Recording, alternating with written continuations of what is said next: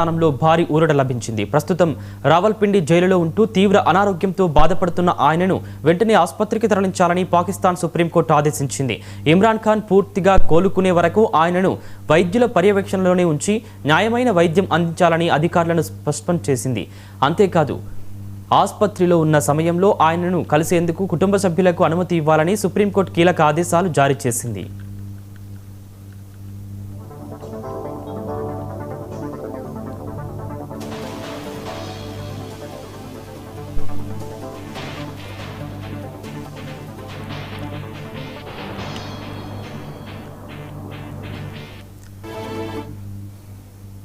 పాకిస్తాన్ మాజీ ప్రధాని పీటీఐ అధినేత ఇమ్రాన్ ఖాన్కు అక్కడ ఉన్నత న్యాయస్థానంలో భారీ ఊరట లభించింది.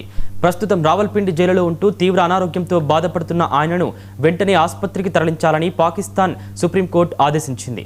ఇమ్రాన్ ఖాన్ పూర్తిగా కోలుకునే వరకు ఆయనను వైద్యుల పర్యవేక్షణలోనే ఉంచి నాణ్యమైన వైద్యం అందించాలని అధికారులకు స్పష్టం చేసింది. అంతేకాకుండా ఆసుపత్రిలో ఉన్న సమయంలో ఆయనను కలిసేందుకు కుటుంబ సభ్యులకు అనుమతి ఇవ్వాలని సుప్రీంకోర్టు కీలక ఆదేశాలు జారీ చేసింది.